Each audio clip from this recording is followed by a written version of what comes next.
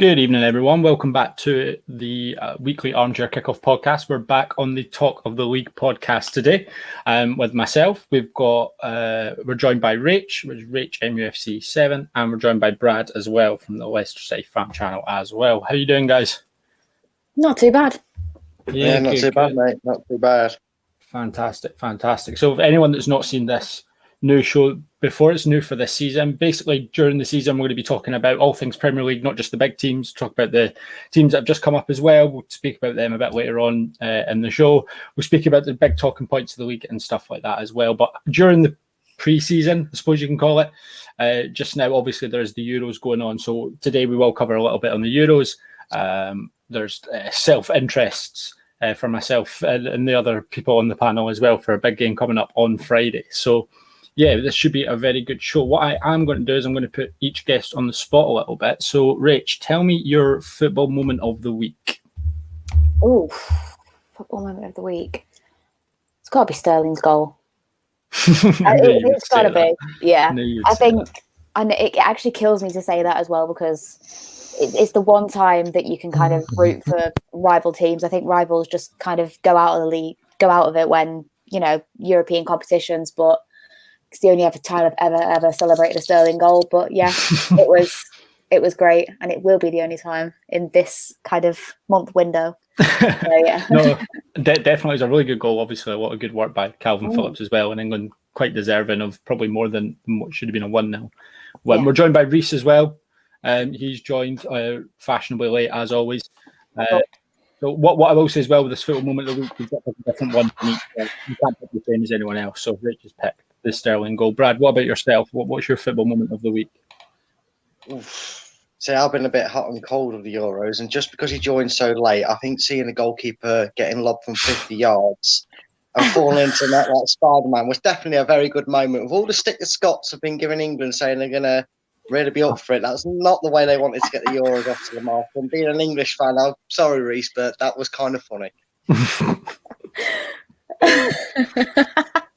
It hurts, doesn't it, Reece? Just pain. Just pain. What was he doing? What was he doing? If I knew the answer to that, I would tell you. I don't think he knew. Reece, what about yourself? What's your football moment of the week? I assume it's not anything to do with that great game. It definitely wasn't that. It definitely wasn't that. For me, to be honest, my football moment of the week is probably I'm going to go with the Ukraine-Holland game. Just overall as a match, I just thought so far it's been the best game overall in terms of like end-to-end football. It was an underdog team versus a supposedly great football nation. They're not as great as they used to be, and that's Holland, but they're getting back there. But the way Shevchenko's done well with this Ukraine team, he deserves a lot of respect after what they went through since the World Cup 3 years ago. And just the way they got back into the game after 2-0 down, absolutely brilliant. So I'm going to go just overall, that match for me was my moment. Yeah, no, brilliant choice to be fair. It's it's the one game that sort of encapsulated what international tournaments are anyway, and sort of how unpredictable they can be and how back and forth they could be. For me, I think I'm going to go to last night and watching Paul Pogba play like that again. I just love watching. I generally don't think there's a player I enjoy watching more when he's on it than Paul Pogba. And last night he was just on a different level. Like, he was just so good. Him and Kante in that double pivot for France are just ridiculous.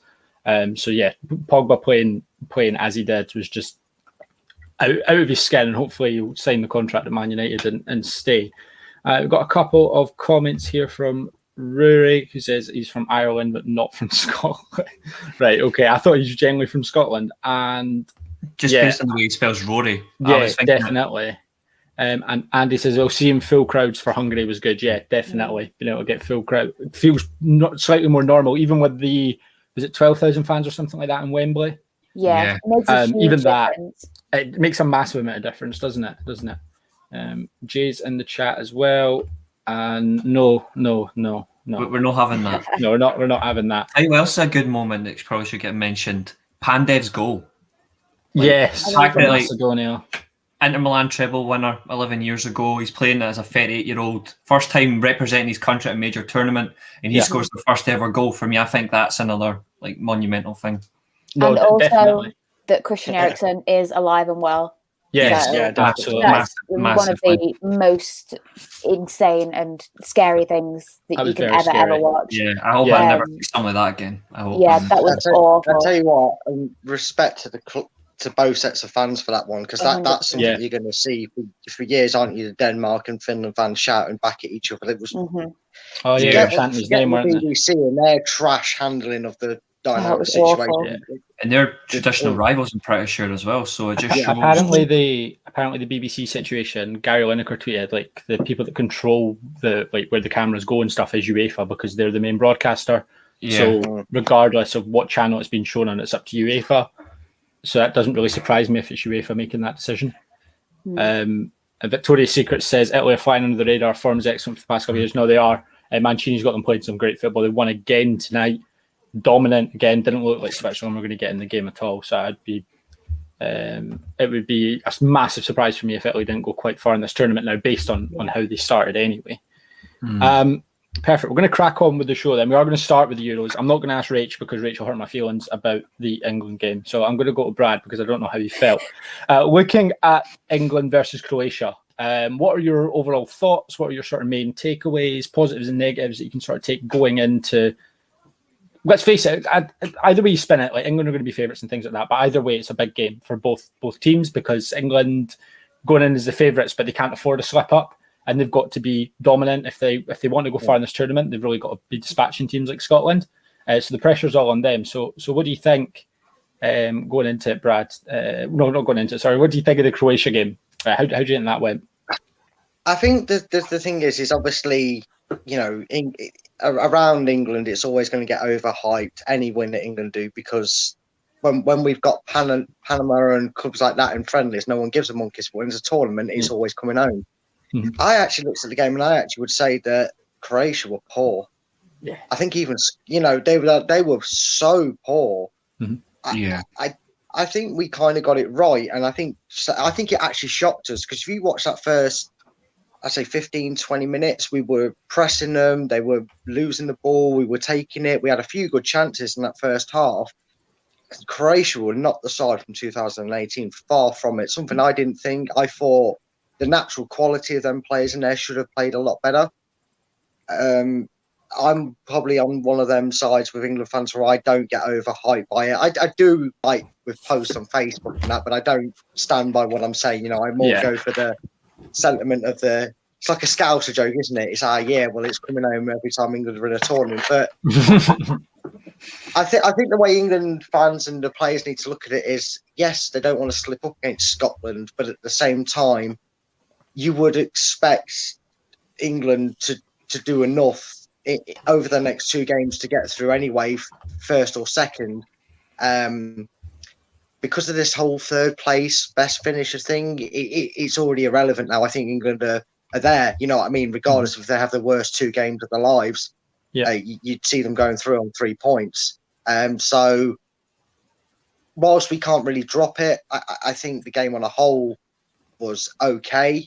It wasn't tested as much as we're probably hoping to be, but we got 3 points. And going into that game against Scotland is kind of one of them where, even if Scotland do make amends for what happened against the Czechs and get a draw, we're still in a better situation. But it puts Scotland back in contention. Scotland need the result more than we do, but obviously, for obvious reasons, Scotland versus England, we don't want to lose that game. Yeah, no, absolutely. It's a massive game for both teams. We'll go on in a little while and sort of preview how we think that's going to go and what sort of needs to be done going forward. I'm going to make Rach wait a little bit longer, so I'm going to come to Reece. I assume you watched England versus Croatia, Reece. I watched the game. Absolutely. So what, from I would say neutral, but we hate them. So from a less than neutral point of view, what are your biggest takeaways in terms of that England-Croatia game for you? I'm going to be completely honest. I'm going to put hate aside for a second. I thought England were extremely flat. I thought England were flat to watch in terms of, like, they had moments in the game where I think it's fair to say they had spells with dominance with the ball, but I don't think they actually did enough to go out and consolidate the win. I think the 1-0 result was to them a little bit of an injustice, really. Like, because I think they could have done more. Like that first 20 minutes, like overall, like the way they started, they were brilliant. Like even I can't deny that they were brilliant the way they started. But after that, Croatia grew into the game. They had possession of they had moments of possession with the ball, but they weren't getting string enough passes. Modric was playing like 5 or 6 times into their own box, which I thought was absolutely stupid because he's by far their best midfielder. He should be further forward. The one crucial point for me that summed up Croatia were not getting anything from this game was the Versalco cross.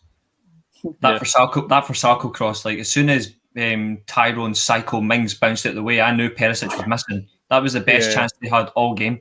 After that, I was like, I don't see anything. It was pathetic, really. But England, they got the win. Shite. But to be honest, it puts them in a good position. But if they lose their next 2 games and they end up finishing 4th, I would be happy. But sadly, it probably won't happen. But they started. I will say though, like there are some of that team that's getting overhyped a bit much. Like I would give it a bit of a rest. But there are some decent players in there. But they didn't do enough in that game for me to say it should have been like a 2-3-0 win. Like it felt flat. It felt flat to me. No, I do somewhat agree. I thought England for the first, like Brad said, the first 20 minutes they were really good, pressed really high, won the ball back in dangerous areas, and then just sort of lacked the killer ball. And then they sort of accepted once they got to 1-0 up that they were quite happy with it being 1-0. They didn't have to try the dangerous passes, and you don't really in a group game.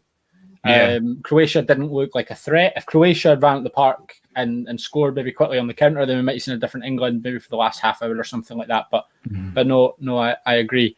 And Rach, coming to you then for England versus Croatia, what are your sort of biggest takeaways? What were you happy with? What you maybe a bit more disappointed with in terms of trying to put a stamp on this tournament in terms of obviously you're at home and things like that as well.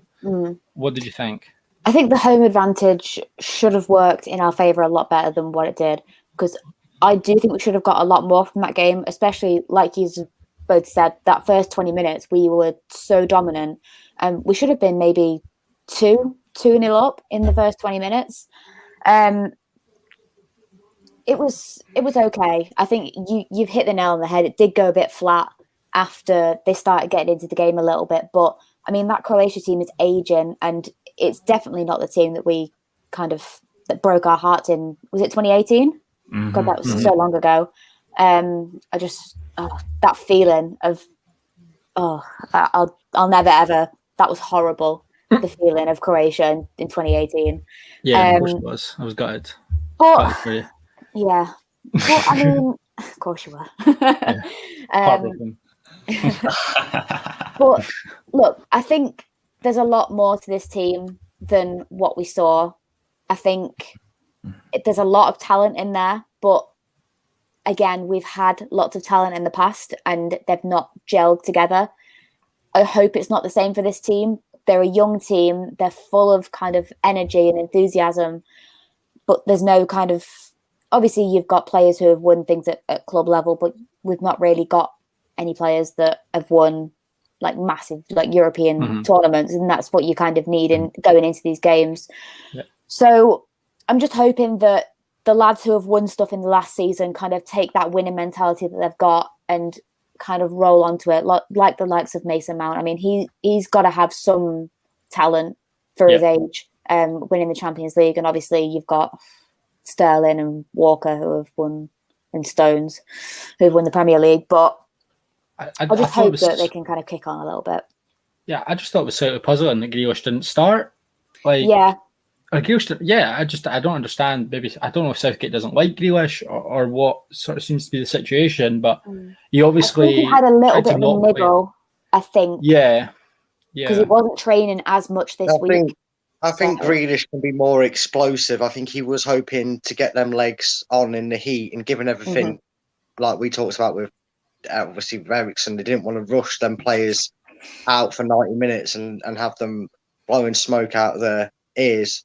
I think that's why he went with Mount. I think, especially first game of the tournament, I actually felt more assured with Mason Mount taking football in Premier League out of it. While I think of Chelsea and whatnot, Mason Mount I think is a more composed head in the right situation than Jack Grealish. no disrespect to Jack Grealish, because I do agree. I'm glad that he's at the Euros, and I think he's a great player. Yeah. What does help is we've managed to bring back 96 Paul Gascoigne into our team. I don't know how he's managed to get in, but that air.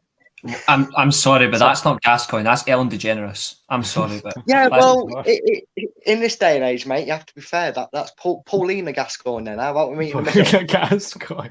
Nah, I'm sticking with we'll come up with something else. Like we'll call him Elliot DeGeneres. Yeah. Victoria's Secret says disgraceful that Southgate started Trippier. I'm assuming it means at left back. Sean Chilwell had great seasons, but shows what Southgate thinks of them when he plays a right back ahead of them. It made no sense when I seen that. I was like, surely that's a joke. Like, but the only thing that I can think of, me and Andy were having this conversation, is that obviously Trippier's better with a dead ball, and he was maybe banking on us getting quite a lot of, set pieces and free kicks, corners, because of the aging Croatia side. So I don't know, maybe they were kind of more liable to commit fouls on us. You did see that though, like every time you've got a dead ball situation from around 25 to 35 yards, Trippier was the first man to run at that ball. That's probably the quickest I've seen him run in my life. Well, because of that bloody free kick he scored in 2018 against them. And let's not forget, he's just come off the back of the La Liga title. So it's not exactly like he shouldn't be in the mix. I know it's on the wrong side, but you can understand why, a lot of England fans cry, pick on form. And, I've seen it with my own team. We've had a right back that's had to make shift at left back. And if you're that good and you're seen as that good, it's not like putting Harry Kane on corners like other managers have done. So I can't, I don't mind him putting a wing back on it there if he's on that sort of form. And my biggest concern is actually probably in the middle. After seeing the Yorkshire Ronaldinho in Calvin Phillips in the midfield, I don't want to find 2 days or a day before, I don't want to find out tomorrow that suddenly Jordan Henderson's back in the mix after struggling with an injury and barely training. Don't give me this Yorkshire Ronaldinho. He's getting called the Yorkshire Milan midfield at the minute. Like, get yourself a get your head up fucking wall. He's had one decent game. He's a good player. He's a good player. And Bielsa understands like a player. That's why he's so highly regarded as a manager in terms of developing players. Like, he's done well with Calvin Phillips, but fuck me, he's not the best defensive midfielder in the world. Like, he's had one good game. Doesn't make him a Norwegian. It's around the globe for getting them haircuts, mate. Them dreads are getting them all done, mate. That'd be the fashion. Terrific. I was having a think the other day about this England team, and obviously when found out you were going to be on, Brad, it's quite scary that if James Justin was fit, England would have another issue with another right back, because like that would be 5 right backs, and the way that Justin was playing before he got injured. Yeah. I mean, if he carried that on, he would have had to go. He would have been a shoe-in, surely, for that. Yeah. Because he was impressive. How old is he? 19? Yeah. Is he 19? Yeah. He's just... Yeah, I think he's 20 now. I think he's 20. Yeah. Fuck's sake. I was just having that. It's quite strange that they could have that issue next year, isn't it? Next Christmas is the World Cup. Like, they could generally have an issue where there's 5 top-class right-backs fit, and they can't take them all. So maybe it was a ploy playing Trippier on the left to be like, well, maybe I've got another option. Should I can take another left back or something like that. I can't see them having the luxury of taking 26 next year in Qatar, but you never know. I don't know what they'll do next year, because it's going to be around 35 to 36 degrees in Qatar next year, around like end of November going into December. It's ridiculous. It's in Qatar anyway. Like, if you're a Qatari national, like, I'm not mocking your nation, but fuck me, it shouldn't be there. And it's ridiculous that it's going to be played during the winter season when that never happens, just African Cup of Nations, but that's always been played in January. But it's ridiculous that the World Cup is now going to be held in Qatar, where there's so much controversy anywhere. But this whole the whole 26-man squad, like the way it's going to be next year with the conditions, they'll probably end up raising the squad again to like 30. They'll do something crazy. I don't have a massive issue with big squads. Like, I don't see why you can't have a squad of like 30, because you can only play 11. Like, it doesn't. Yeah. And all the big nations anyway have the same amount of depth. I think what it is as well is obviously not every nation will predominantly have a formation which involves left back, right backs, or wing backs, or however they choose to use them. Whereas obviously over time in England, it's become quite an evolved role. It's not just your standard hoof it, send it down the line right back that just defends. They attack. They cover the centre backs. Again, speaking from watching my team with Castagne, Justin, like you said, obviously we know Castagne with his eye is not in the Euros anymore, but he's versatile. He's played both of them at some point during Leicester and during their careers have played left back, right back, centre back. It's like the evolution of a defence isn't just that's your position, train there.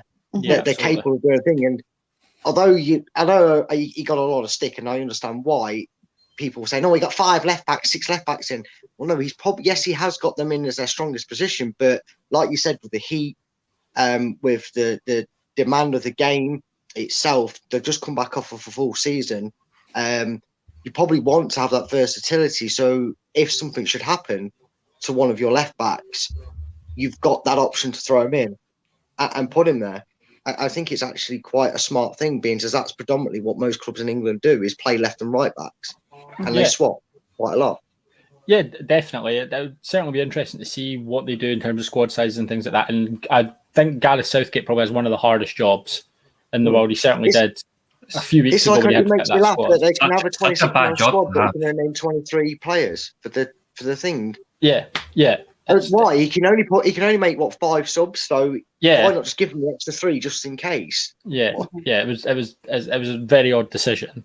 It says it always Spain, like Enrique, like he's only named 24 out of his 26 available players. He's left 2 out on purpose. I don't know why he's done it, but he's went, no, I'm going with 24. I think it's very bold. Spain were mints on, was it Friday? Yeah. No, Monday. Monday. That was the worst Spanish game I've seen since the 5-0 hammering by Holland. If Spain had Alexander Isak up front, they'd be favourites. I'm surprised they didn't play Moreno. He had 30 goals in the league, 30 goals last year. If Spain had the Sweden striker, they'd be favourites for this tournament. Like, he played so well. The speed. He's just ridiculous. He's just ridiculous. Anyway, our harking on about things that we wish we could have, Reece. Some speed up front and some decent footballers. I think Morata got cold feet. Yeah, I don't know. Morata's a weird one for me. I think it's very strange that he.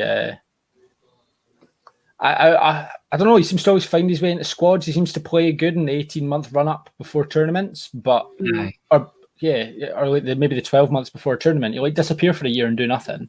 He's not consistent. He's not somebody I would trust as a number 9. 3 weeks before the squad's announced, start scoring goals and get he's just had his loan renewed as well at Juventus for Atletico Madrid for 10 million euros. So they've now paid 28 million euros to loan him back in total. Plus buying him. Pretty much could have got him for that fee. But they bought him back from Chelsea, did they not, for that? Yeah. I believe so. Like, it's bizarre, really. The only thing is he's got a leg and he played well under him previously, but it makes no sense to have him at all. I don't think he's that good. No, definitely not. Anyway, moving on to the next game of the Euros, we're going to talk something a bit closer to home for me and Reece. Scotland, of course, lost very poorly to the Czech Republic on Monday. I'm going to be honest, we were, in terms of build-up play and sort of how the game ran, we were the better team. We dominated the ball. But some of the decisions in terms of who started the game, in terms of O'Donnell starting at right back, Keane's on about Wan-Bissaka needing an Irish passport. But Ryan Fredericks is available for Scotland, but we didn't ask him to play. Like, he'd be better than Stephen O'Donnell. I just think there was lapses in concentration for maybe players that aren't used to being on that sort of stage. Lyndon Dykes was really poor. I didn't think the changes were greatly inspiring either. And we've got a lot of work to do for Friday if we want to be better. But I can't see the players being less up for it on Friday, because if you can't get players hyped up for a game against England in the European Championship at Wembley, like, what are you doing? I'm going to come to Reece first, obviously. What were your sort of takeaways from that game, Reece, on Monday? I pretty much agree with you, mate. I thought in terms of build-up play, we were by far the better team. Robertson, despite playing for that lot up the motorway, fantastic performance. Like, overall from the left wing back position, I thought he dominated the ball. That diagonal pass, like, late in the second half. That should have led to something. I don't know why it bloody didn't. James Forrest, get a grip. But there were some very good performances. I agree, O'Donnell. I don't know why the hell he's there. I don't rate him at all. I'd rather play Patterson, even though he's a young lad. At least he actually shows something. Yeah. I thought McTominay, third game in a row, very poor. Like he's not the only one. I'm not going to just single him out, but it's the third game in a row. He's been woeful. It's another thing. Missing it left centre back. We can't afford to lose that. I'm hoping he's available for Friday. I don't know if he is, so I'm going to keep an eye out. Adams should have started. I thought Nisbet should have started. Yeah, Nisbet's But the midfield seemed flat to me. Like going forward, I thought like there were some parts of it where they were really good, but then they just didn't do enough. Hendry, what the living hell was he doing shooting from 35 yards? Muppet. Yeah. And obviously it led to Marshall becoming Spider-Man's latest victim. like honestly, you may as well go and rename the new Spider-Man movie to Marshall caught in his own web. Like that's what it should be called now because it was ridiculous. And I disagree with the pundits though. They were saying Craig Gordon should have started like over Marshall, but no disrespect to Craig Gordon, but Marshall's been our number one for a reason. And you just because he gets scored into, like, to be fair, it was a fantastic goal by Patrick Schick. There's no denying that. It's a fantastic goal. But it doesn't matter who you are, like no goalkeeper's saving that. It doesn't matter who you are. So I think there's a little bit of disrespect on Marshall for that. But still, like the first goal, lapse in concentration. Lapse in concentration. There's not much else you can do. I'm surprised, even though I'm surprised McGregor still decides to not play international football. I personally would have had him there, but that's you're a young keeper, man. All our keepers are like 35 plus. They're like sheep herders rather than goalkeepers. They're weird as. Even McLaughlin, he's our youngest goalkeeper, and he's what 31. He's 31. Like, it's just ridiculous. We don't have anything there. But we move on to Friday. And I agree with you. If none of those players are up for it on Friday night, you may as well fuck off because we don't want you. We don't want you playing in the dark blue. Yeah, exactly. Definitely not. Asking the English fans, Rach, what did you think? If you watched the game, did you watch the highlights of the game? What did you think, sort of from a Scotland point of view? Is there anything positive we can take from it, or was it all pretty negative? I don't think it was that negative at all. I did watch it while I was working. I watched it. It was kind of, next to me. I kind of caught glimpses of it. But I genuinely don't think it was that negative. Apart from the finishing and not taking your chances, I don't think it was that bad. You should have won the game, in my opinion. I don't think they offered that much different to what you guys offered. Van James has been called world class, though. That's got to be a lapse in judgment. I mean, I know didn't directly, he didn't directly, and like the woman caught herself she was like on about world class players, and then she was like, and Dan James, but then was like, and Dan James, but he was like, he's not one on that level. But even when he's playing for Wales, he seems to get to that level. Mm-hmm. Which, if you're going to say in terms of playing for Wales, he's been electric. But he's been class, Well, for someone who doesn't rate him, he's lit up the tournament for his national team. I'll give him that little bit of credit, like 5%, but that's it. Anyway, Scotland. What I'm saying, Scotland. I honestly don't think it was that negative. I've seen worse performances in this tournament, lots of them, and I think the Marshall era. I think it's just the thing that makes it so funny. Like if he just kind of stopped and said, "All right, there's nothing I can do about that." It's the way he tried to go get it, and it's like, mate, don't. I think it's just become obviously it's become the meme now. And I think that's the main problem. But I don't think it was that negative. Like, I don't think you've got that much to worry about going through. Again, especially against Croatia, the way they played against us. If they play like that against you guys, I think you could try and take your chances, definitely. But we'll see. No, Ryan Gold is the biggest miss for me personally. Yeah. Who? Yeah, I don't know how Ryan Gold doesn't get into this team. Oh, okay. Like, for everything he's done for... when he's in Portugal, is it Firenze he plays for?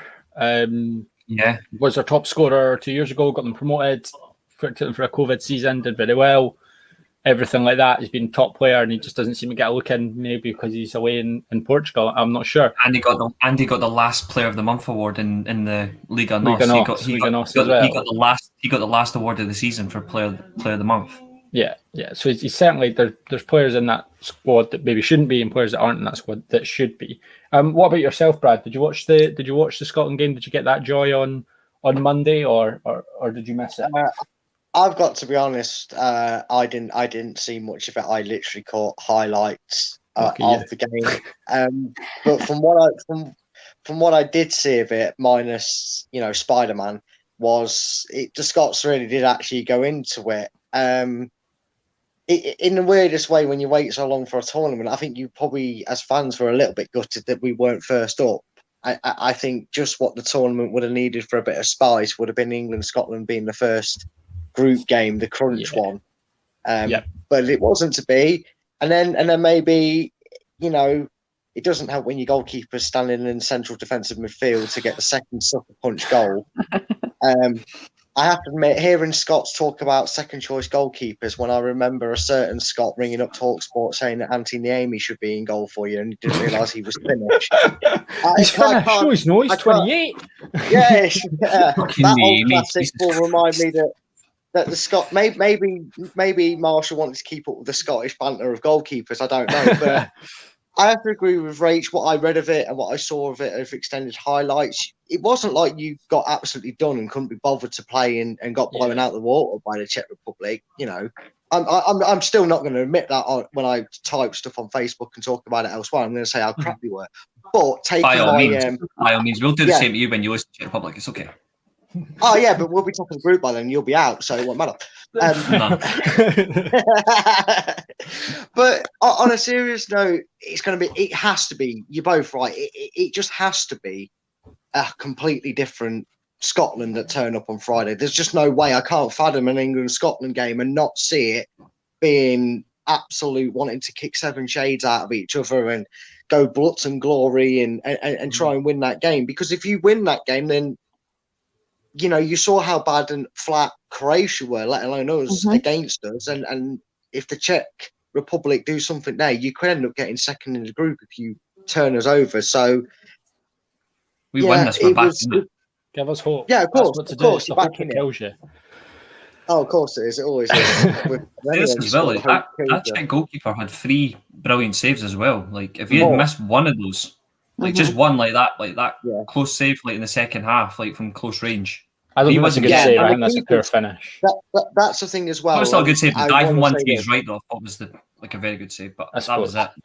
As a cold goalkeeper myself, I will say I think that the commentators have been criminally underappreciating some of the saves that have been made throughout this tournament. Yes. I mean, like I said, I know I've only seen... You'll be fine. They're the only 2 worth listening to. I mean, the biggest shock of the Euros for me in terms of goalkeeper is T-Rex Arms has caught everything so far. He has actually. He's not dropped one. He's not dropped one. What is he taking to this tournament? Every time he gets an England shirt. We've kidnapped him and just sent out his twin brother. It's fine. Yeah. The reason that I kept this comment up is Keane has shown his lack of knowledge about Scottish football by saying that Ryan Gaul played for Motherwell. Ryan Gaul did never played for Motherwell. Dundee United. He played for Dundee United. So, come on, Keane. If you're going to put something in the comments, let's make sure it's correct now. Okay, they're 2 very different teams. They play in very different cities in different colours. So that's the reason I did that. Just got embarrassed. There's no excuse when he's got Google on his side. They can check that before he exactly. He can check that in seconds. He can check it in seconds before he makes an arse of himself. Looking forward to Friday, there are a load of comments about the Scotland-England game. So I'm going to come to Rach first of all. What do you expect to see on Friday, apart from a Scott McTominay half volley from 25 yards screaming at the top corner? Apart from that, what do you expect to see from Scotland, from England, from the game in general? Not that. Because, as you've said, for the past 3 games, Scott McTominay has been absolutely dire. So it's not happening. I want to see high intensity. I obviously don't want to see them kicking the shit out of each other, but I want to see them. I do. Okay. Okay, right. That'll be great. Imagine that. Imagine the referee just lets them kick 7 changes. I genuinely want to see. I genuinely making want his way to the ring, just announce them like it's fucking WrestleMania of the Euros. I genuinely want to see Che Adams boxing match with Tyrone Mings. I just want to see it. I think Tyrone Mings would deck him. No. Oh, no, he would. He would. But we've got Lyndon Dykes. He's a big hard Aussie that wanted to play for Scotland for some reason. But anyway, I just want to see a high intensity game. It's like any derby game, like with United and like Liverpool and City. And if you can't, like you said, if you can't get them fired up, then what's the point? There's absolutely no point. I think we need to start the game with high intensity because, like you guys did, you guys started very well in your game against the Czech Republic, and obviously we started well against Croatia, but we need to take our chances when they come. And obviously from your perspective, as do you, because you guys didn't take them either. I actually think it's going to be a very high scoring game. I think I'll get to predictions later, but I do think it is going to be quite a high scoring game with a lot of intensity. And I think we could see a bit of a different team in England's perspective, than what we saw at the weekend. The likes of obviously Grealish, I think, has to start. If he's been training well. Likewise. Harry Maguire, I don't know his situation. I haven't actually seen a lot on Harry and whether he's training fully and whether he's okay, whether he's doing well. But I think if he is fit, I would like to see him start, especially with Stones in there as well. I don't trust Stones. I think Diaz makes him look decorated at City. I don't feel very confident with him. But I mean, Tyrone Mings gave a really good account of himself against Croatia at the weekend. I think he was absolutely solid in defence when he was called upon, especially when you look at the friendly games and the international friendlies we had coming into this. Tyrone Mings was really, really shaky, but he seems to have found his feet a little bit. And I thought he played quite well at the weekend. So I think the defence, if we're going to be let down, I think that is where we could be let down, not knowing the partnerships very well. And Shaw, I think Shaw has to start. But that's maybe just me being biased. Just a touch. What about yourself, Brad? What do you expect to see from sort of England Scotland on Friday, isn't it? Fighting, knuckle dusters, bar fights, and that's just a subs bench. Yeah.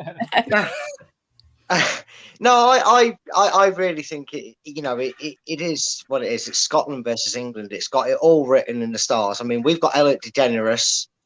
We've got her on the team. You've got a Henry. I can only see one thing happening: a flick over Colin Henry's son's head and a goal. That'd be the that's written in the stars, isn't it? But I think it'll be gritty. I think you could see a red card or two, if I'm being honest. I think it could get that heated, especially, Scots are all notorious for winding us up even when they're not doing so well. So I think you're getting a few ears of a few players, especially the younger heads that are there.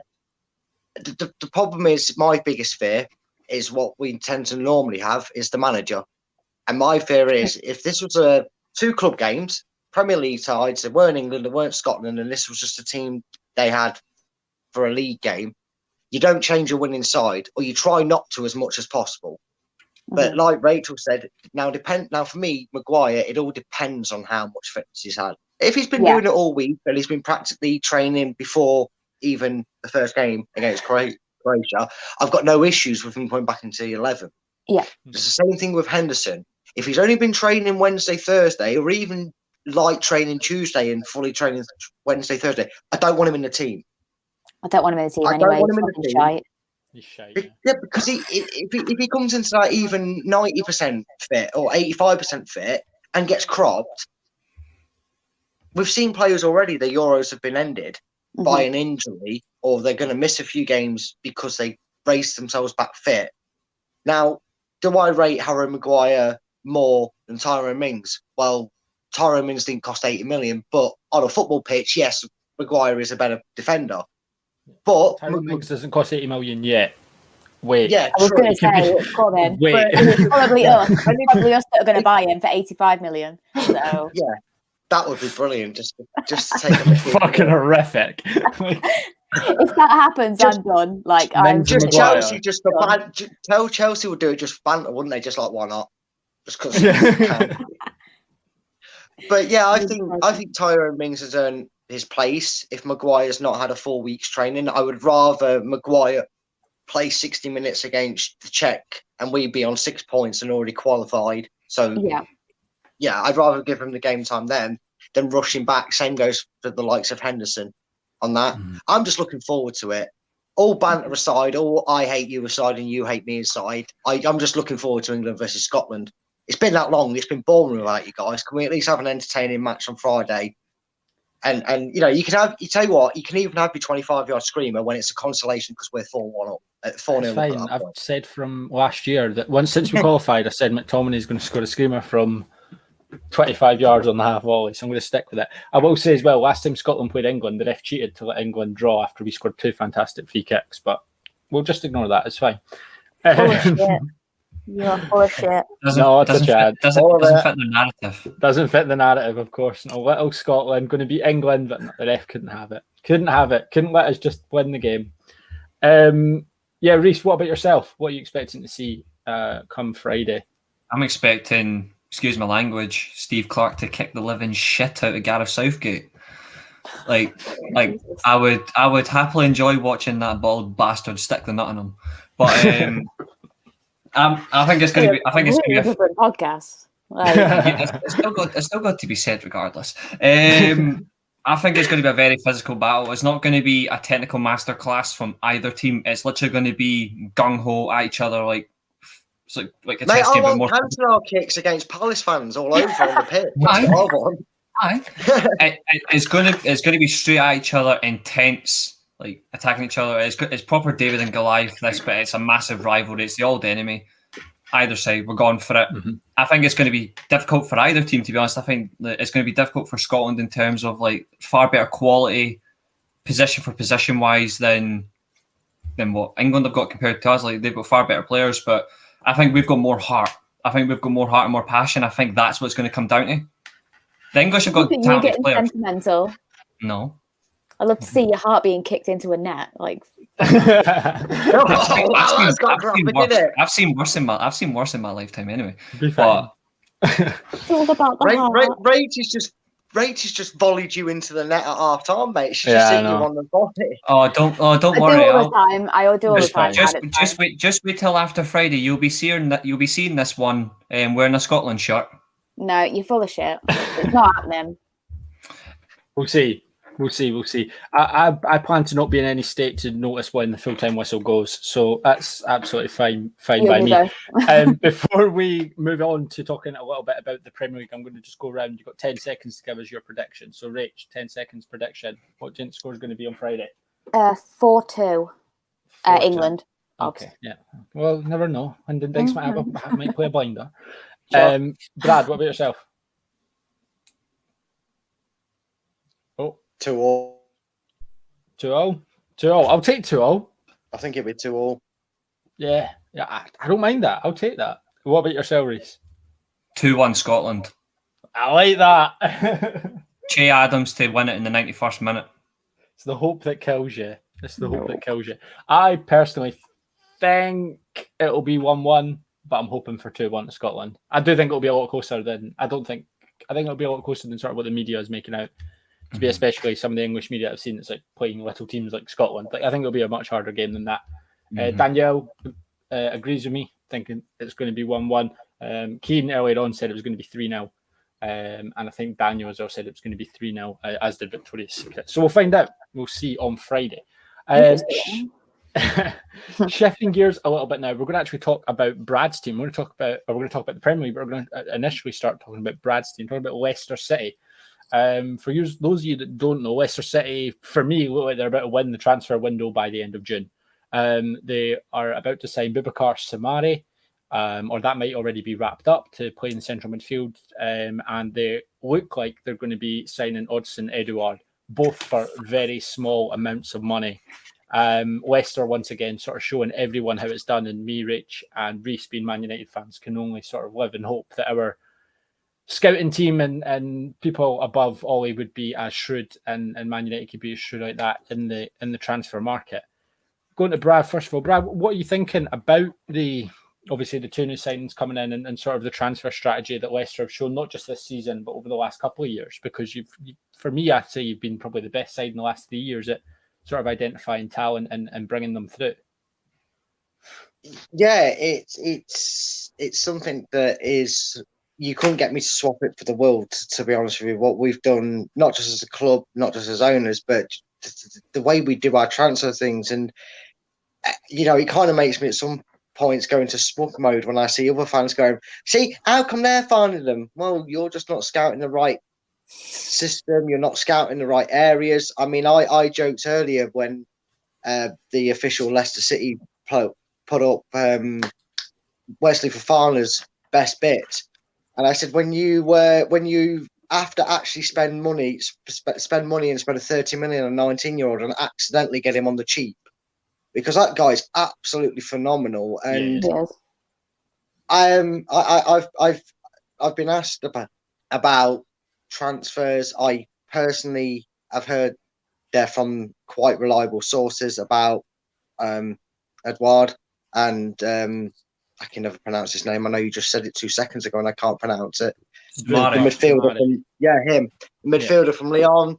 Nothing crystal as yet. It's nothing been 100% confirmed. But Leicester tend to really be hard negotiators and deals. This. I mean, I remember Yuri Tillemans' deal. We got him a few years ago. That actually took a few weeks to get over the line. For Leicester, a very hard press, and I think the fact that they're very slow to negotiate in the best way possible to make sure they get the best deal for themselves and still get the player they want, that's sort of a big indicator that if they're willing to structure out a deal to such fine details, then they have no reason to sell these players the next season. So it's quite interesting that, a few rumours of the likes of Tillemans and Maddison have come out, and they've not been squashed yet, which is very professional and obvious. I think, Tillemans is one of them players that's always cared about the football and who he's playing for. Right now he's playing for Belgium. He's made that very clear. That laughable 3 seconds where Arsenal fans had the biggest orgasm ever seeing Fofana in an Arsenal shirt was comedy gold when he came out and completely squashed that. So not just our transfer activity, but the players we're bringing in, whether they've been here for just a season or they've been here for 3 or 4 seasons, showing their dedication to a club just shows you that it's not just words. They're not just reading the script when they come out and say it's a close-knit unit in that dressing room. Because I think to see what the club has achieved with the collective players we've got there and we've brought in over the years, like Ndidi, who I've heard a lot of fans say they would like, but they know they're not going to get because Leicester are going to price him out of their budget to get him in, which is fantastic news for us as fans and for the club. But to see that unit achieve what we're doing each season, and it's such a progression, we're not just now a team that's stuttering in mid-table. We're becoming a team that's constant on a Europe, and we've not got such a big gap between silverware as it has been before in our history. And it's just great. Honestly, right now, I'm in full smug mode and try not to be. I'm trying to be humble with it as well, because a lot of Leicester fans, I know it's not, it's not in our nature. We're so used to being underdogs. This is new as anything is to us to be in such a position. And, it's just something we're enjoying with the owners we've got. Yeah, it's no, fantastic. Absolutely. No, I completely agree. I think the fact that Leicester seem to get so often sort of a free run at these players that are coming from the French league, you would think other teams in and around them and maybe above them would start looking as well. Like there was obviously listening to a lot of Man United stuff, being a Man United fan. I was listening to the Man United podcast from The Athletic, and they were talking about it.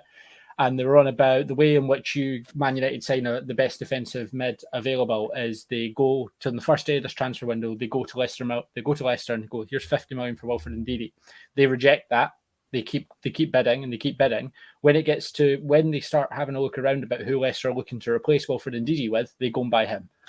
And that would probably be the best way that Man United could go and get a defensive mid, would see how Leicester are going to replace Wilfred Ndidi, because they seem to just consistently replace the top players that have left, or the top players that maybe have had to move on, because Leicester seem to still be, certainly with the Kante and the Mahrez thing, probably they would certainly still be seen as a selling club, but it probably isn't the case now. And as you say, people, the board pricing Ndidi out of a move is great news for your team, because it means that you're trying to build something and they believe in what Rodgers is going to do. Rach, coming to you, what are your sort of opinions on Leicester, sort of how they handle the transfer market, and how does that compare to our fantastically run football club? Oh God, I mean, it's a properly run football club. Like, I think that's what everyone was saying when you won the cup this year. Like, you can tell it's just a well-oiled machine, and that's what a football club should be. But then you take that and you compare it to United, and it's like they're like polar opposites. Like, we are so slow off the bat. We have people who couldn't spell negotiate, let alone negotiate. It's just we're so bad with transfers. The way we got ripped off for Harry Maguire, that's not slander on Maguire. He can't help his price tag. But no way in hell should we have paid 80 million for him. I'd say 50 to 60 at best. The way we constantly get used as bait as well for like either new deals or other clubs, oh, well, Man United are linked with us, so like, where's my new contract? And it's like, well, we're linked with everyone. You find me a player that we haven't been linked with. Genuinely, I know we've been linked with Ramos today again. Yeah, I don't know how many seasons that's been.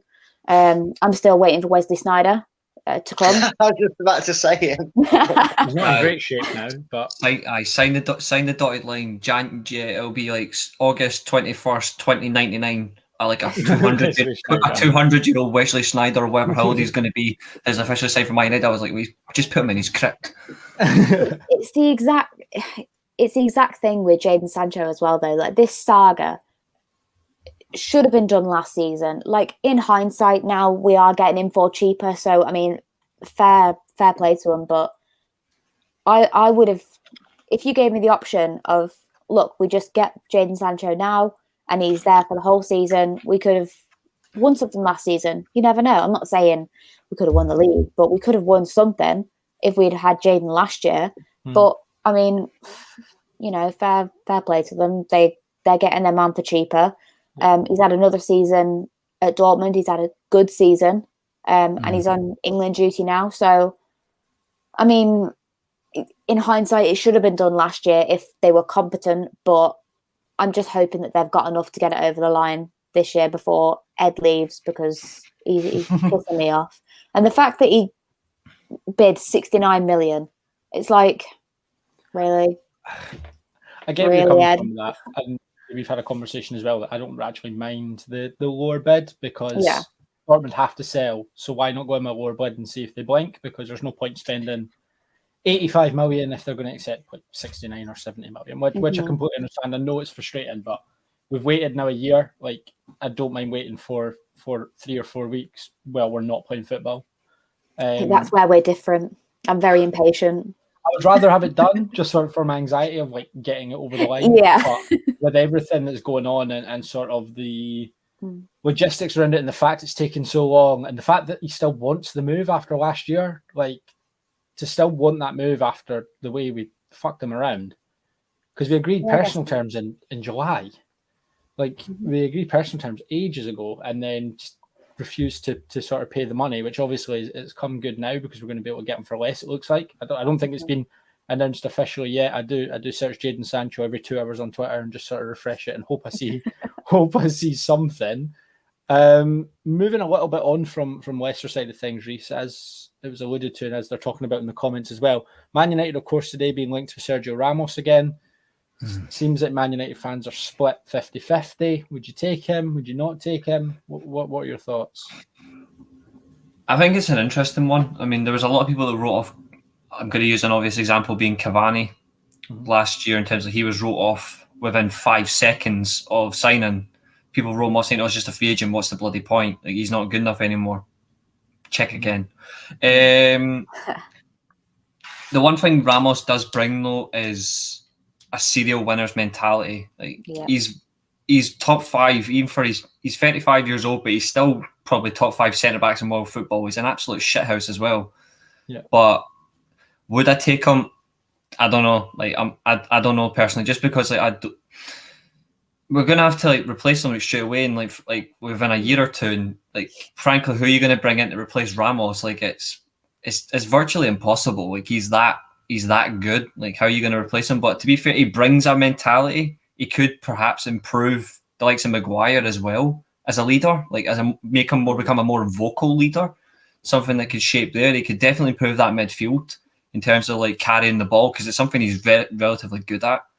And at least he can finish a ball. So he would probably teach a few things like to the midfield. He'd probably teach Fred how to strike a ball better.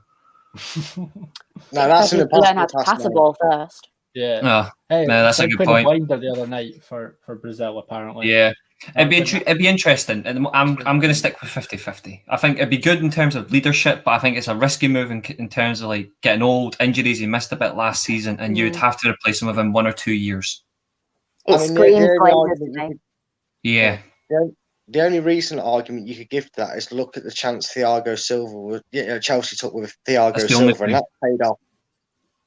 I did say at the start of last season that I did like if we didn't get any like young centre back, like to be fair, contract words, I said we should have gotten Thiago Silva in as a free agent. I think it makes, because he's came in, he's settled in the league. Like he was in the Champions League final, and he was, even though they lost, he was man of the match. Like it's interesting. Oh, you are bold. Because he can't get any better, obviously. That's what he means. Yeah, he hopes so. Did you see him the other night against Spain? Like, exactly. Man of the match Spain. So Trev, I think you need to be quiet. Lindelof gets a lot of stick. I'm personally of the opinion that Ramos would be good as a short-term option, especially the times where... I think for 18 months in that dressing room, he'd do you wonders. Yeah.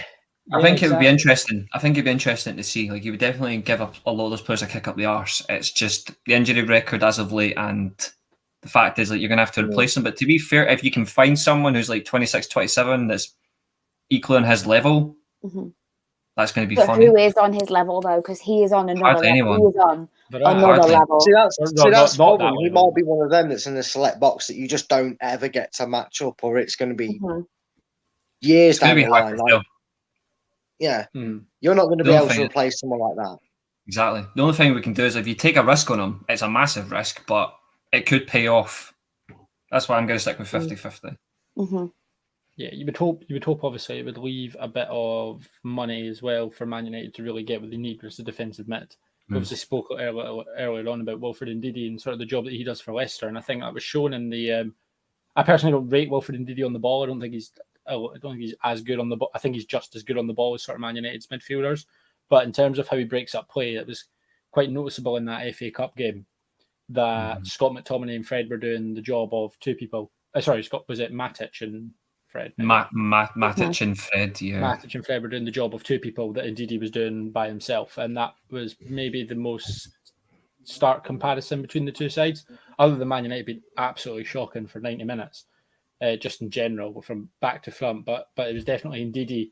And then even in that Liverpool game as well, Fabinho sort of showed Man United that if you have someone to just sit at the halfway line and wait for someone to break, and I'll tackle and bring up the floor and we can reset, it makes so much.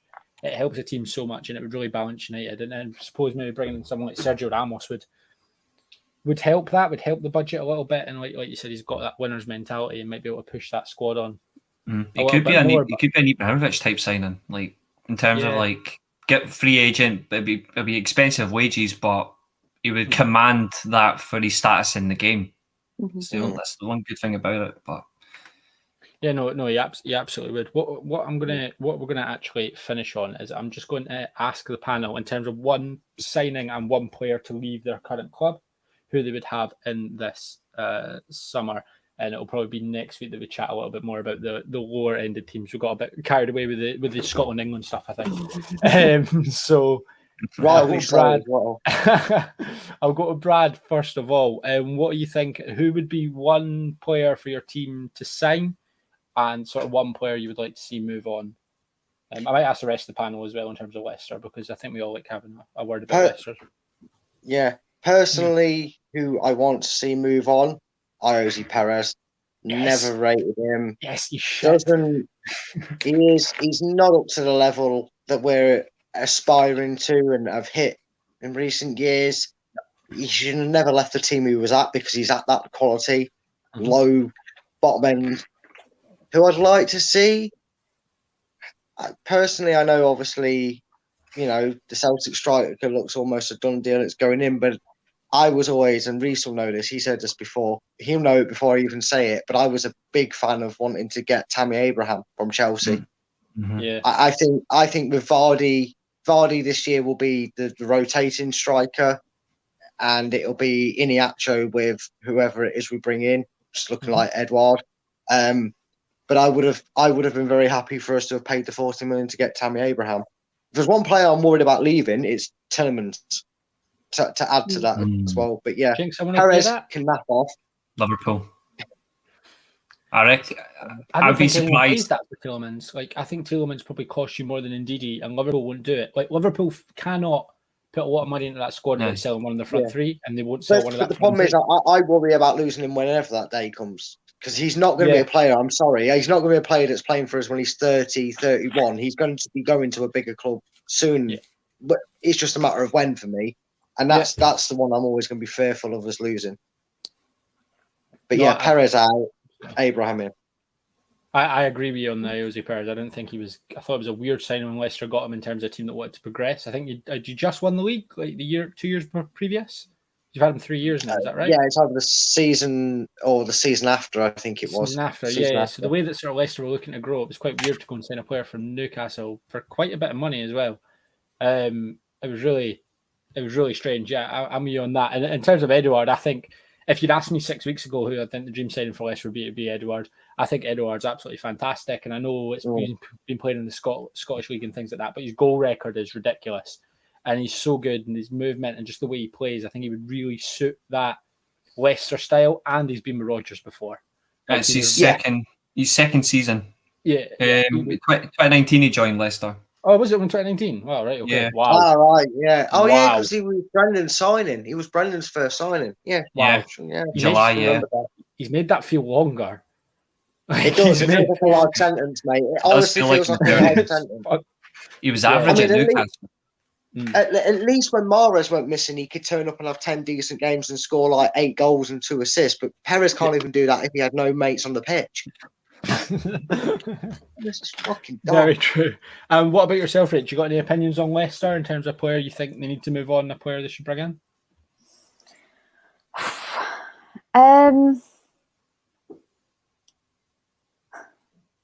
I think they should move on Ndidi. Selfish reasons. Okay. Now we're getting interested. I want to hear the reasons. I want to hear these reasons. I'll get my comfy position now. Nah, it's purely selfish reasons. I think we've had this conversation before. I think we've had it in the group chat. That I've actually rated him in the past. Mm-hmm. Sometimes it's hard because sometimes I really, really think that he does his job well and he could do business for us. But then I know, obviously, you guys have compared him as being a tall Fred. That's what I think he is. Yeah. Don't you dare insult him. He fucking is. He is. That wasn't my word, by the way. That was them. Wow. So you can shout at them. And is as bad on the ball as Fred, but the reason that Ndidi gets like loads of praise for it is he doesn't fall over, and he's 6'2", not 5'10" like Fred. Like Ndidi looks majestic when he wins the ball back. It looks like he's done it by accident. Yeah, and also, if Ndidi could pass a ball, he would be the best defensive midfielder in the league. But he can't. He physically can't. But he can't, exactly. Yeah. No, I will give you that. He's not as good as passing as a lot in his position could be, but I can tell you from watching him, he is, you know, when we won the league and Kante was given the engine award, wasn't he? He was like the main thing. Yeah. Indeed, he does that at such a unknown level. We have, I would say, a good percentage of our attacks have come from him taking the ball, out muscling a player twice his size, and then getting the ball on the move and going with it. I think if you use him right, he's one of the best in that business. Don't ever insult him again by saying but he's scary like thing Fred. about Man United, a lot of Man United's goals come from Fred winning the ball back because Fred's a really good interceptor. No, that's because Fred just happens to be in the right place at the right time and the ball hits him and it goes in that direction. Fred's no. Fred's a brilliant interceptor. You take your B-Tech Fred and hope for that comment.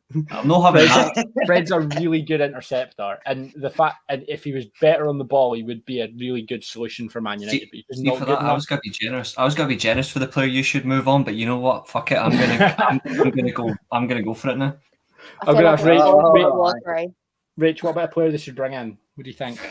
Who do you think would suit? I actually agree with Brad.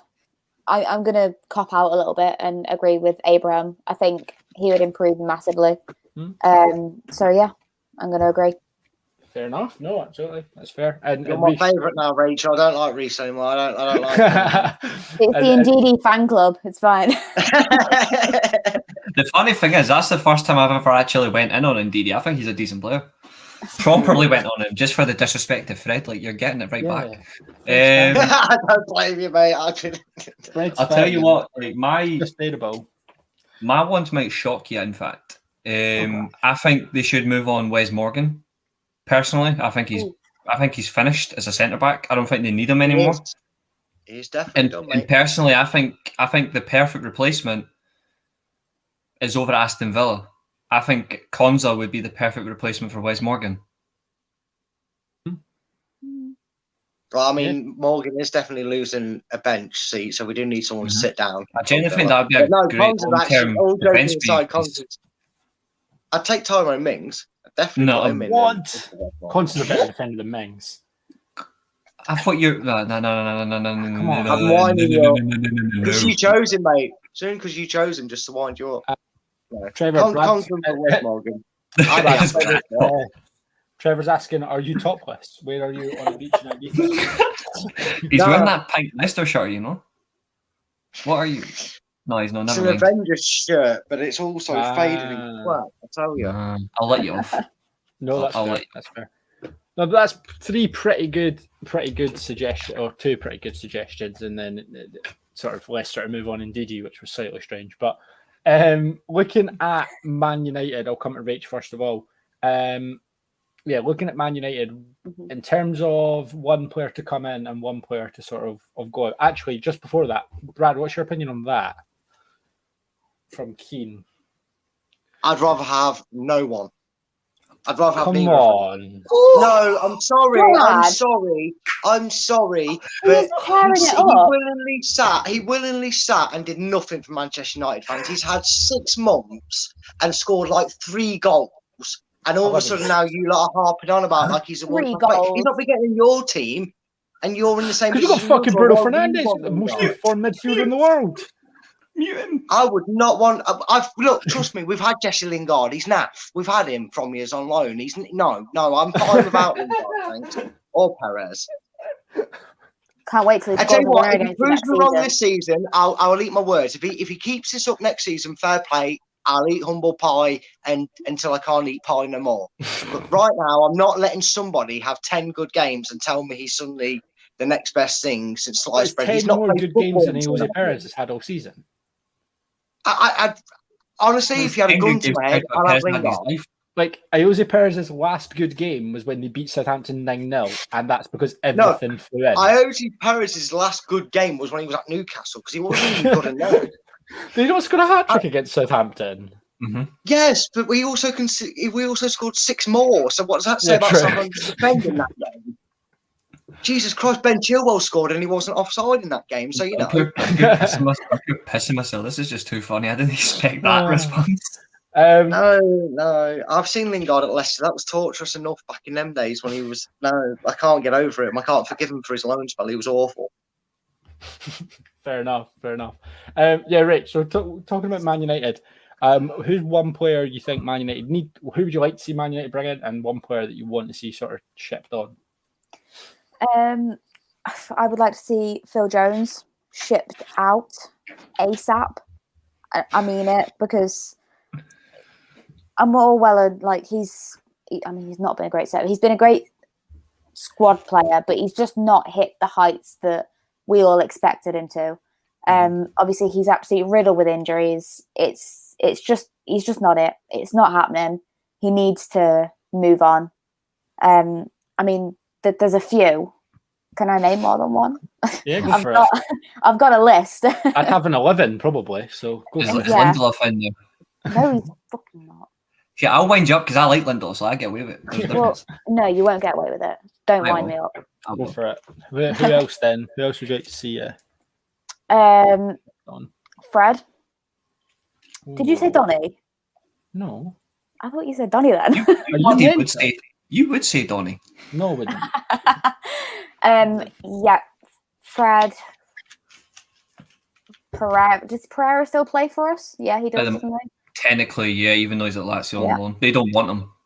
Oh, I'm not fucking surprised. Pereira. I'm not going to say Mata because Amy will fucking kill me. No.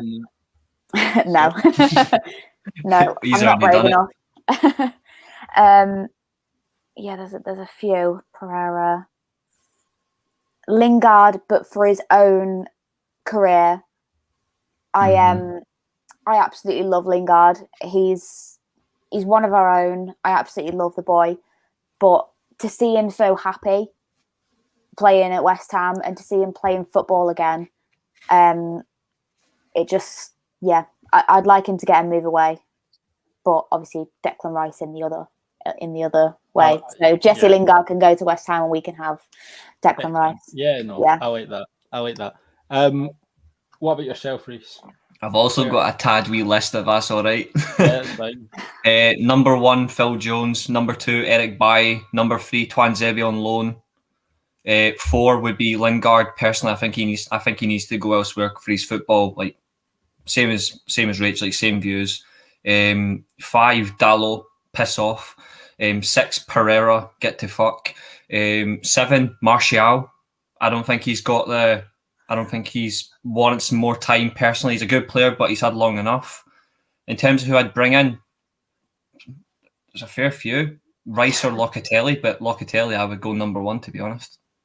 Yeah, certainly with the way he's played in the last week in the Euros, he's really shown that he can be a fancy looking defensive midfielder. You don't have to be the sort of grunt work midfielder. Scored a really good goal tonight as well, albeit with a deflection. Ailey says some journalists started linking Van de Beek to Arsenal this week. What the hell is the scout scene? Well, maybe if Arteta's so busy coaching, he can't put out the cones anymore, so Van de Beek has to do it. That's the only thing I can sort of think of. Funny thing is, it wouldn't make sense though. Mikel Arteta puts the cones out the wrong way. He's not a coach. No, he's not. That's sorted. He's not. Before I come to Brad, I'll give my sort of opinion in terms of players I'd like to see moved on. Yeah, a little list as well.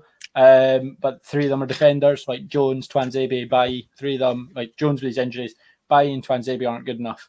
If those Bailly and Twanzebe wouldn't play for any of the other teams in the top 6, so why would they play for Man United?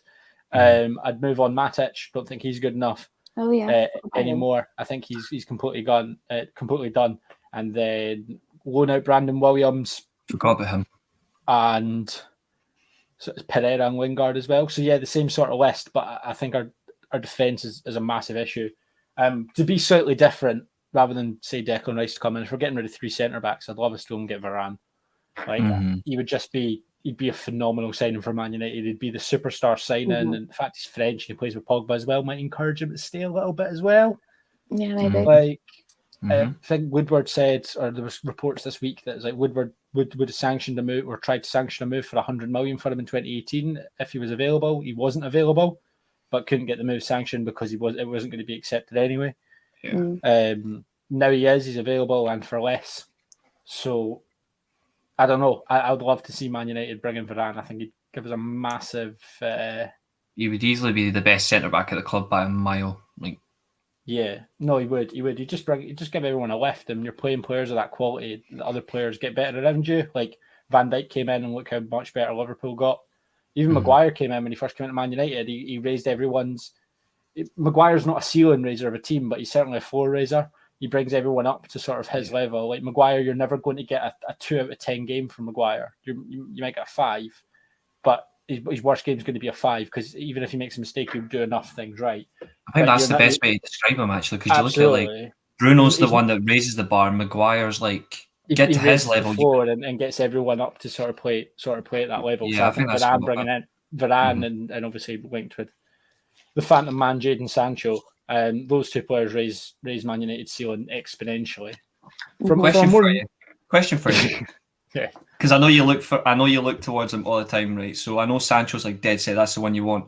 The genuine question, right? You already know my backup option. If Sancho never came in, who would you go for? If it never happened, obviously, but I think it's still going to happen anyway. You don't think it's going to happen? No, I think it's going to happen. I'm saying if it didn't happen. Go on, Rach. You can answer. Oh, are you talking to me? Yeah. I'm so sorry. What was the question? Rachel, if Sancho doesn't happen, who would you want to bring in? If Sancho didn't happen, who would Man United's right wing option be? Who would you like it to be?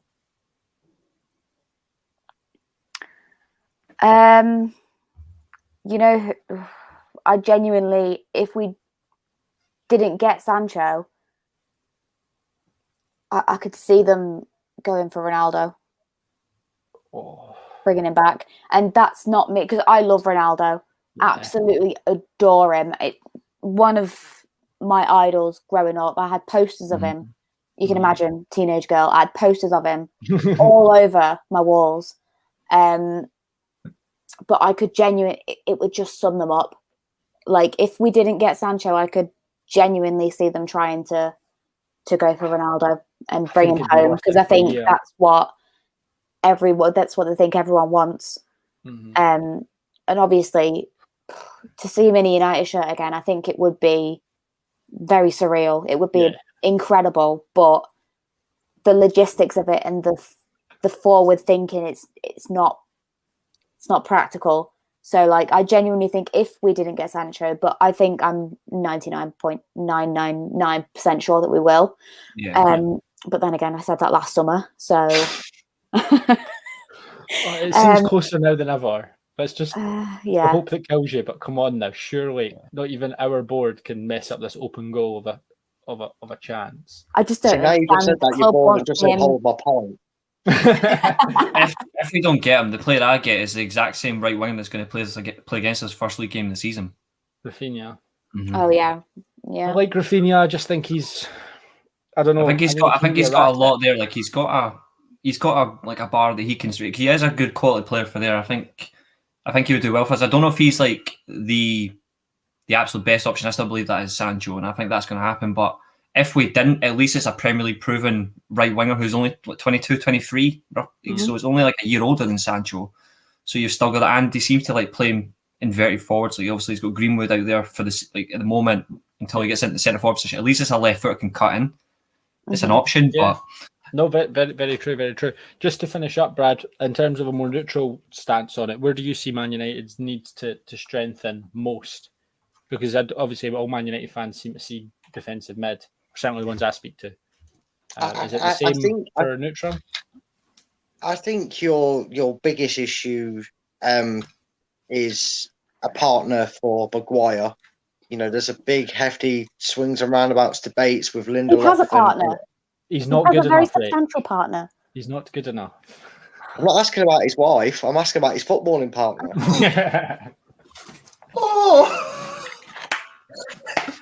I'm sorry, Rach. I'm sorry. I'm going there. Thank you. That has officially made my evening.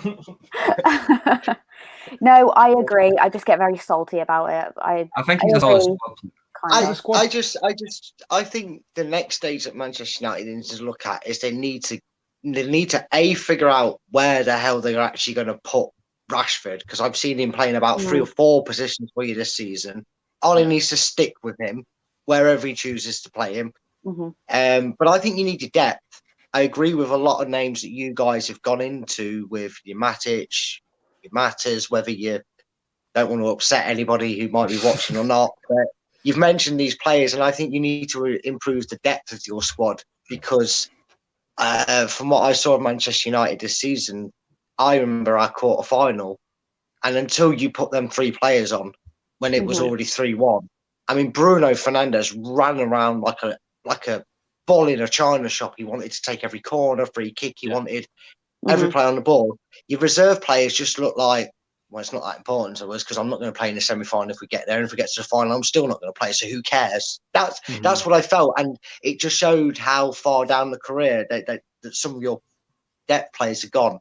Yeah. In terms of who I can think leaving and who Man U should bring in, if we're saying I've put all the cheat codes into Football Manager and I can bring in whoever I want to strengthen Manchester United, Kylian Mbappe. Oh, I think if you say Sancho's a done deal and you find a way to go Sancho, Mbappe, and Rashford, I think were you trying to date me, Brad? Were you trying to date me? I'm trying to give you that. Like, are you trying to turn Man United into Horny United? Because that's what you're doing. Well, look, we're past the watershed. I thought it was fine. But one transfer I would have out of it, to not add to the name of the giant Christmas list that you guys have got on your yard sale. Yeah. I feel that if Henderson is your next goalkeeper, now's the time to show him you've got full trust, and now's the time to let De Gea move on. I know you might want to keep him because of his experience, and I understand that, and I'm not saying he's not of the quality to still be probably the majority choice over Henderson for next season. But I think if you don't move him on this season and then pass the torch on, you're not going to get anything for De Gea in returns of what his value holds. And he is a quality keeper. If we didn't have Kasper, I would take De Gea at Leicester. I genuinely would. If we didn't have a quality keeper, in my opinion, of Kasper, who is something that Leicester are going to have to consider over the next year or 2 to replace, or they'll have to back Danny Ward. And I think you're just a couple of years ahead in terms of, I think you could bring in someone else or someone from your youth and really trust Henderson with that number 1 jersey. He's not going to feel he's got that nailed down right with De Gea still there in the changing rooms. Yeah, no, absolutely. Add him to the list if he must, but I would have him going. Yeah, I think the board are going that way. Obviously, it looks like we've signed Tom Heaton this week as well. So that to me doesn't strike me as Tom Heaton's going to come in and be a number 3, and it doesn't. I can't think De Gea and Henderson are going to battle for a number 1 shirt again. So one of them's on their way out. And you don't cancel the idea of him going to Sheffield United because they wanted him. They needed him last season. They needed him in goal to kind of go off it. And you guys went, no, he's our keeper. We want to play him. And I think for me, if I was De Gea, I'd have been going, right, I'll see how this plays out. Yeah. But if that kid holds his own, I'm going to ask to leave because I want to be playing first team football. And I think for what he's done for a career with you guys, it would be smart because you can still get value for him as well. Yeah, you can't do that if he's on the bench for a year.